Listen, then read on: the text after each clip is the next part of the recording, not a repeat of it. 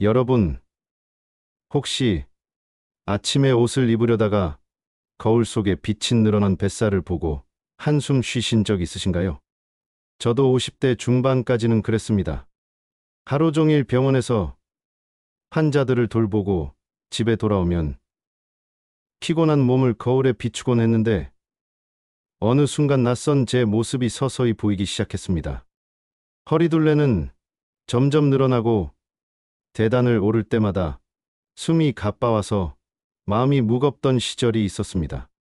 그때 제 머릿속에는 한 가지 질문만 맴돌았습니다. 이 나이에 과연 뱃살을 뺄 수 있을까? 젊었을 때라면 몰라도 중년과 노년이 된 지금에서는 거의 불가능하다고 생각했습니다. 하지만 지금 저는 85살이 되었습니다. 여전히 진료실에서 환자들을 만나고 가볍게 산책하며 손주들과 함께 웃는 일상을 살고 있습니다. 어떻게 이런 변화가 가능했을까요? 사실 비결은 거창한 것이 아닙니다. 아주 사소한 아침 습관 하나, 그리고 작은 생활 변화 몇 가지가 저를 여기까지 이끌었습니다. 저는 단순히 살이 빠진 것이 아니라 몸이 훨씬 가벼워지고 마음까지 밝아졌습니다.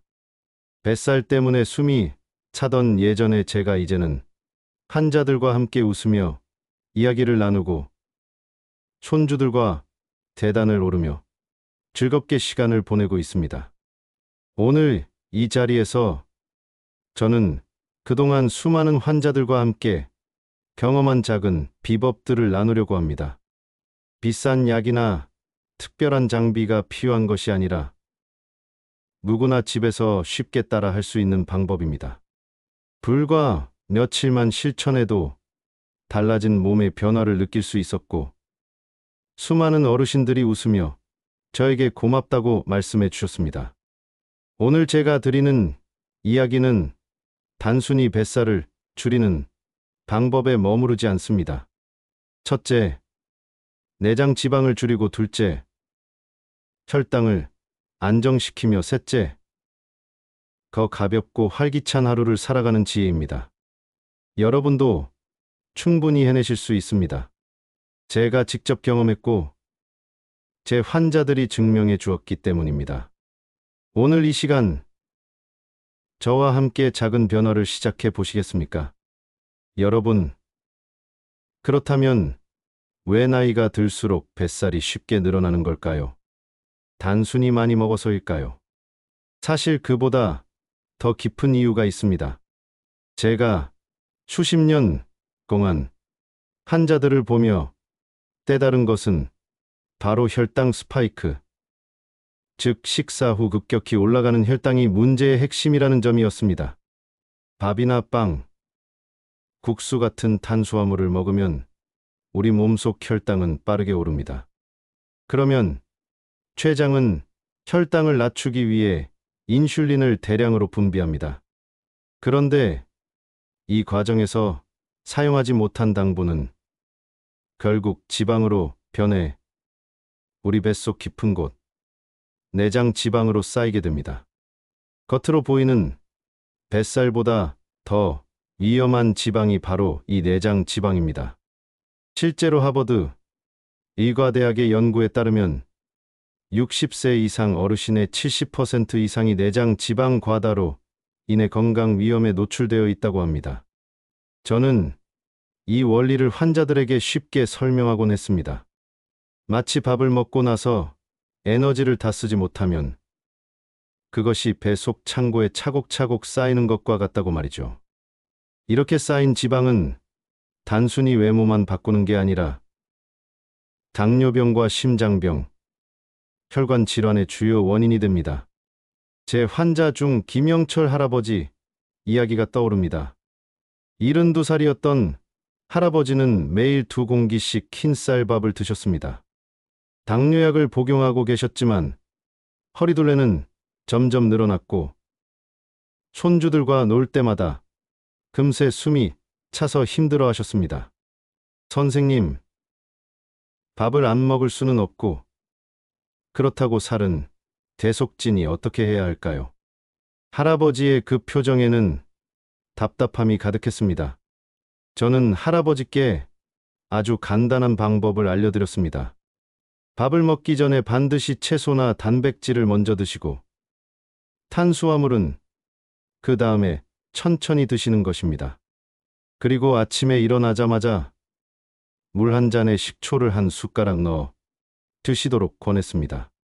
이 작은 습관은 혈당이 급격히 치솟는 것을 막아주고 인슐린이 과도하게 분비되지 않도록 도와줍니다. 3달 후 다시 찾아오신 할아버지는 놀라운 변화를 보여주셨습니다. 허리둘레가 무려 8cm 줄었고 당뇨약 용량도 절반으로 줄였습니다. 무엇보다도 촌주들과 공원에서 공을 차며 숨이 차지 않고 즐겁게 뛸 수 있다고 활짝 웃으셨습니다. 저는 그 순간 할아버지의 환한 얼굴이야말로 건강이 가져다주는 최고의 선물이라고 느꼈습니다. 이렇듯 혈당 스파이크를 줄이는 것은 특별한 운동이나 비싼 치료가 아닙니다. 그저 밥을 먹는 순서를 바꾸고 아침 물 한 잔을 조금 다르게 마시는 것만으로도 충분합니다. 일본 도쿄 대학 연구에서도 같은 결과가 확인되었습니다. 채소나 단백질을 먼저 먹는 식사 습관만으로도 혈당 상승이 약 20% 줄어들었다는 것입니다. 제가 강조하고 싶은 것은 이 방법이 어렵지 않다는 사실입니다.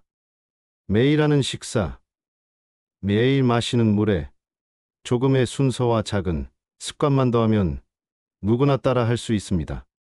그리고 그 작은 변화가 쌓이면 내장 지방이 줄어들고 몸이 점점 가벼워집니다. 앞에서 말씀드린 김영철 할아버지처럼 많은 환자분들이 이 방법을 통해 삶의 질을 회복했습니다.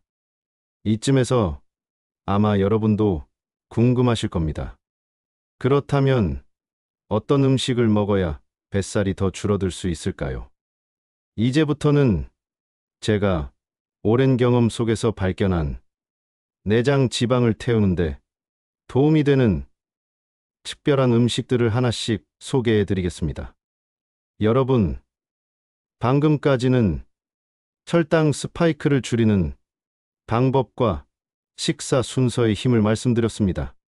그렇다면 이제는 구체적으로 어떤 음식을 선택하면 내장 지방을 효과적으로 줄일 수 있을까요? 제가 환자들과 함께 경험하며 가장 많은 변화를 만들어낸 2가지 음식을 먼저 말씀드리겠습니다. 바로 땅콩버터와 아보카도입니다. 먼저 땅콩버터입니다. 많은 분들이 땅콩버터를 먹으면 오히려 살이 찌지 않을까 걱정하시곤 합니다.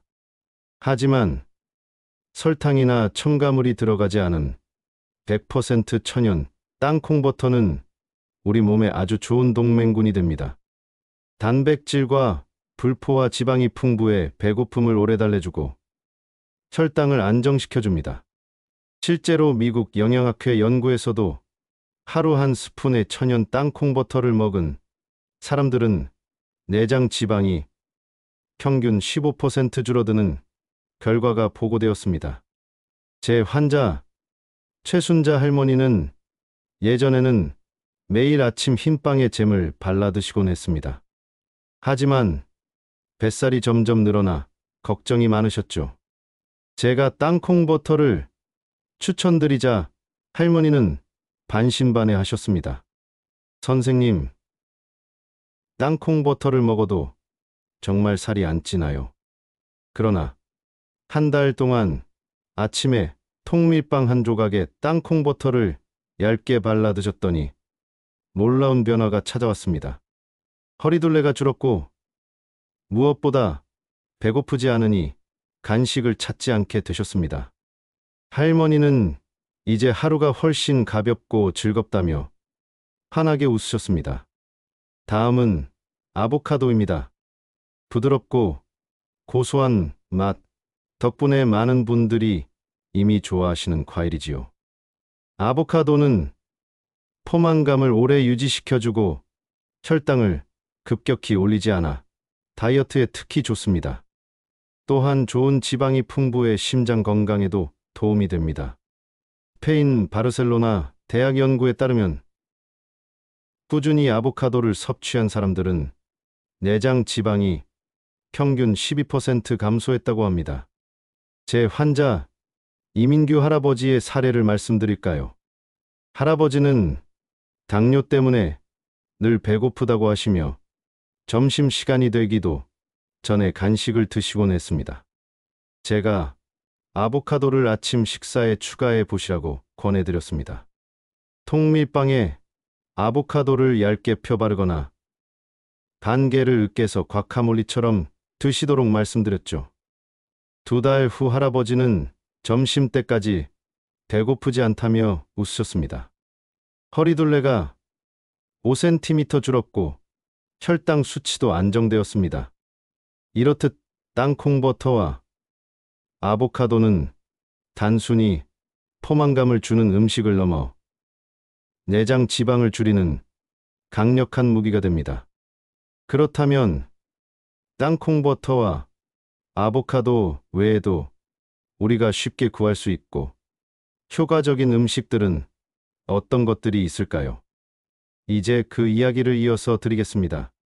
앞에서 말씀드린 땅콩버터와 아보카도는 내장 지방을 줄이는 데 큰 힘이 되는 음식이었습니다. 그런데 여러분, 그것만으로 끝이 아닙니다. 우리 주변에서 쉽게 구할 수 있는 또 다른 음식들도 있습니다. 이 음식들은 값비싸지 않고 준비도 간단하지만 꾸준히 실천하면 놀라운 변화를 만들어냅니다. 첫 번째는 초록 바나나입니다. 많은 분들이 노랗게 익은 바나나를 즐겨 드시지만 사실 혈당을 빠르게 올리는 원인이 되기도 합니다. 반면 덜 익은 초록 바나나는 혈당 지수가 낮아 혈당 스파이크를 막아주고 내장 지방이 쌓이는 것을 줄여줍니다. 또한 풍부한 식이섬유 덕분에 포만감도 오래갑니다.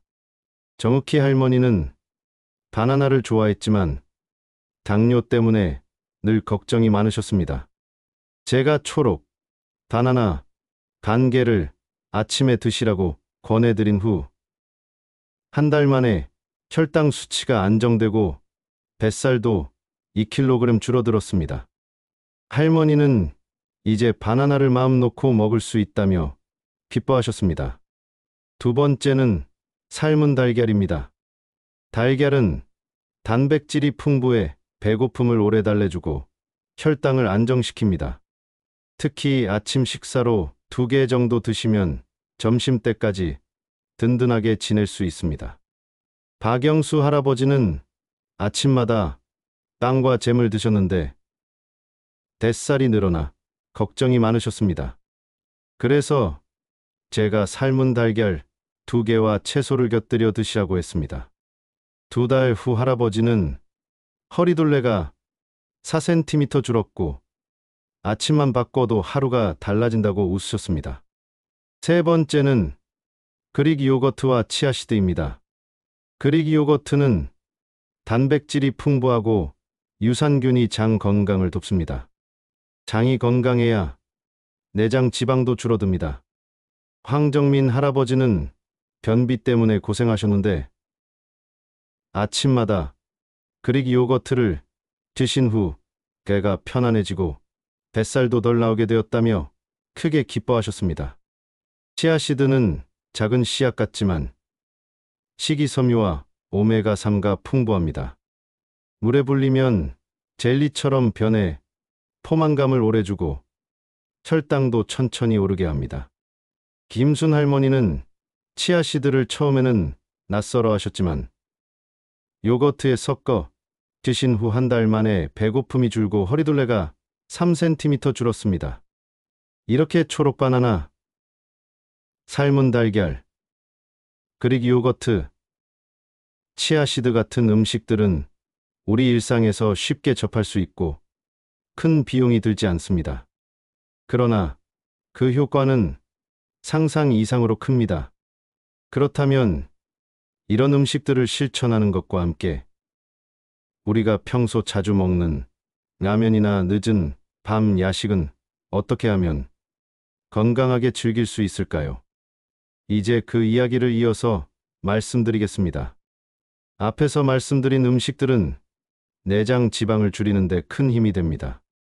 하지만 현실적으로 우리가 매일 먹는 음식 중에는 라면이나 야식처럼 쉽게 포기하기 어려운 것들도 있습니다. 이제 나이가 드니 좋아하는 라면도 끊어야 하나요? 밤에 배고프면 참을 수가 없어요. 이런 말씀을 환자분들께 정말 많이 듣습니다. 그렇다면 이런 음식을 완전히 끊지 않고도 건강하게 즐길 수 있는 방법은 없을까요? 있습니다. 저는 환자분들께 늘 말씀드립니다. 포기하는 것이 아니라 바꾸는 것이라고 말이지요. 먼저 라면입니다. 라면은 탄수화물이 많아 혈당을 급격히 올릴 수 있지만 끓이는 방법만 조금 바꾸면 충분히 건강한 한 끼로 즐길 수 있습니다. 환자 윤혜숙 할머니는 라면을 너무 좋아해 일주일에 두세 번은 꼭 드셨습니다. 하지만 뱃살이 늘어나고 당뇨 수치도 걱정이셨지요. 제가 알려드린 방법은 단순했습니다. 라면에 채소와 단백질을 듬뿍 넣는 것입니다. 예를 들어 끓일 때 배추와 버섯을 넣고 삶은 달걀 2개를 함께 넣어 드시는 겁니다. 면은 천천히 그리고 조금만 드시라고 권했습니다. 한 달 후 할머니는 허리둘레가 3cm 줄고 라면을 먹어도 살찐다는 불안이 없어졌다며 활짝 웃으셨습니다. 비슷한 사례로 이정희 할아버지가 있습니다. 퇴근 후 라면 한 그릇으로 저녁을 해결하는 습관 때문에 뱃살과 당뇨 수치가 계속 늘어나 걱정이 많으셨습니다. 제가 드린 조언은 간단했습니다.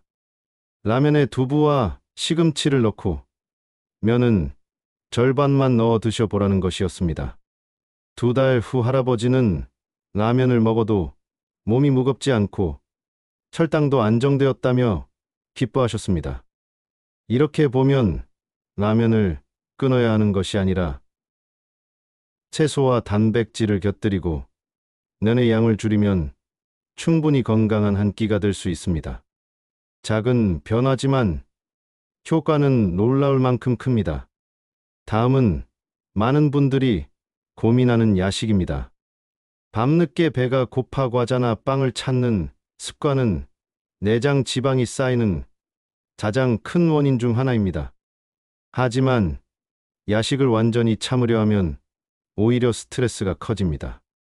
그래서 저는 환자들에게 항상 이렇게 말씀드립니다. 참는 것이 아니라 더 좋은 대안을 고르세요.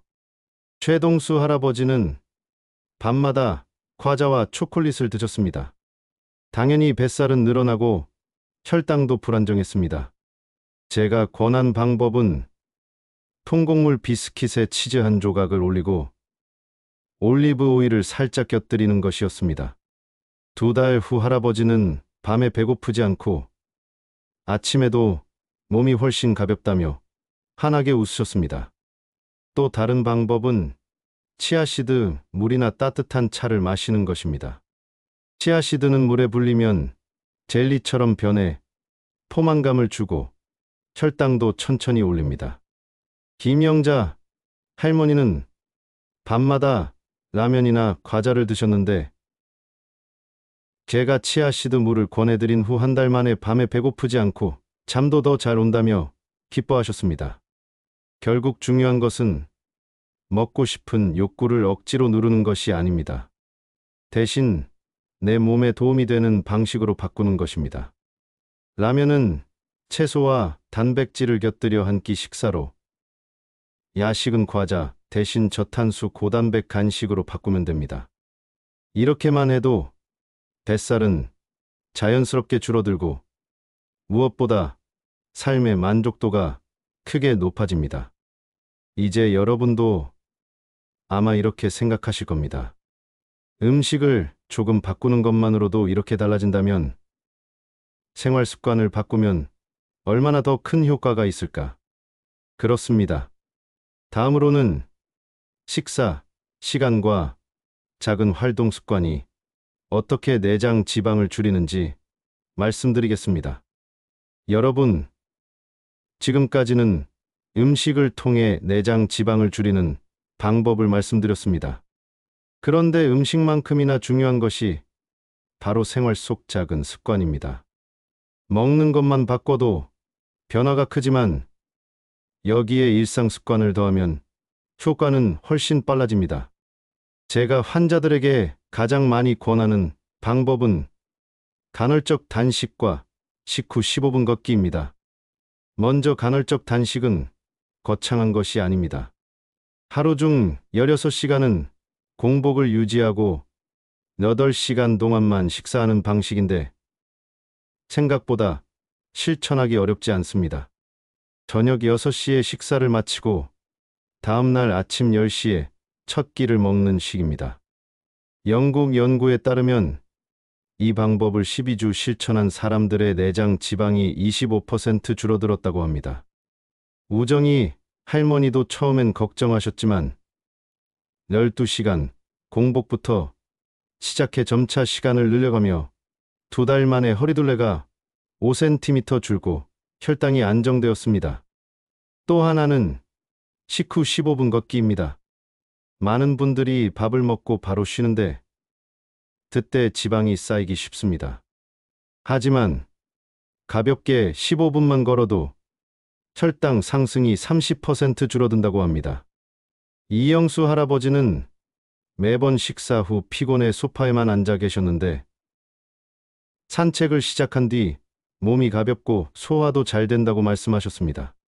결국 중요한 것은 거창한 운동이 아니라 생활 속 작은 움직임입니다. 저녁 식사 시간을 조금 당겨보거나 오늘 저녁만이라도 집 근처를 걸어보는 것, 그것으로 충분합니다. 그렇다면 집에서뿐 아니라 외식을 할 때는 어떻게 해야 할까요? 이어서 외식의 지혜와 하루를 바꾸는 아침 습관에 대해 말씀드리겠습니다. 집에서는 식사 순서를 바꾸거나 간단한 습관만 더해도 큰 효과를 얻을 수 있습니다. 하지만 외식을 할 때는 어떻게 해야 할까요? 가족이나 친구와 함께 식당에 갈 때도 내장 지방을 줄이는 방법은 분명히 있습니다. 외식에서 가장 중요한 것은 메뉴 선택입니다. 밥이나 면이 주가 되는 음식은 혈당을 급격히 올리기 쉽습니다. 반면 샤브샤브나 수육처럼 단백질과 채소가 많은 음식은 혈당을 안정시키는 데 도움이 됩니다. 도쿄 대학 연구에 따르면 단백질 위주 식사를 하면 혈당 상승이 20% 줄어든다고 합니다.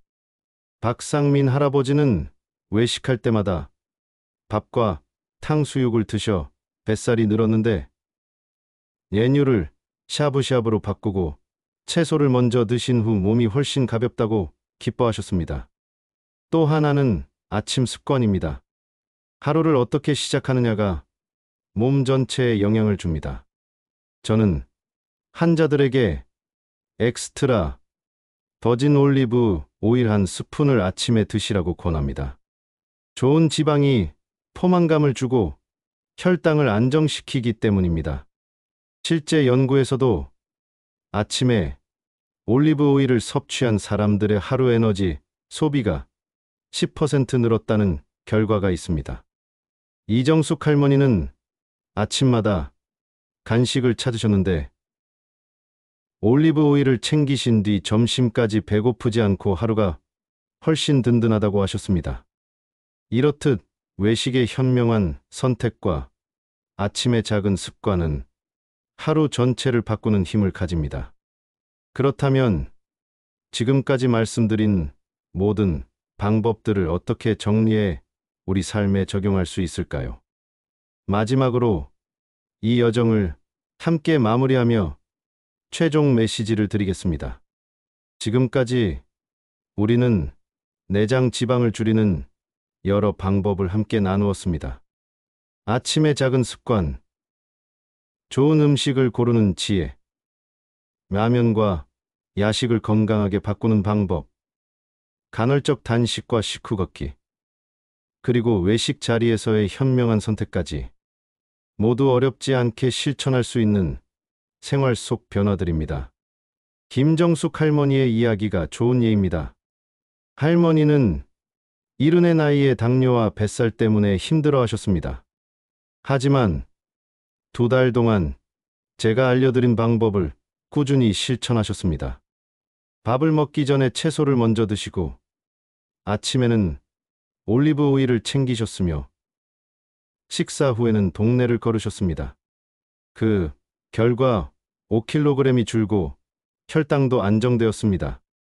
무엇보다 이제 손주들과 계단을 오르며 웃을 수 있다며 환하게 웃으셨습니다. 저 역시 85살이 된 지금까지 이 습관들 덕분에 진료실에서 환자들을 만나며 활기차게 살아가고 있습니다. 특별한 비밀이 있는 것이 아니라 작은 선택들이 모여 큰 변화를 만든 것입니다. 여러분도 충분히 해내실 수 있습니다. 오늘부터 시작해 보세요. 냉장고에 식사 후 15분 걷기, 아침 올리브 오일 한 스푼 같은 메모를 붙여 두셔도 좋습니다. 단 3일만 실천해도 몸이 가벼워지고 마음에 자신감이 생길 것입니다. 이제 여러분의 차례입니다. 구독과 좋아요를 눌러 이 지혜를 더 많은 분들과 나누어 주시고 댓글로 여러분의 변화를 알려주시면 저도 큰 힘을 얻을 수 있습니다. 여러분의 건강하고 행복한 내일을 진심으로 응원합니다.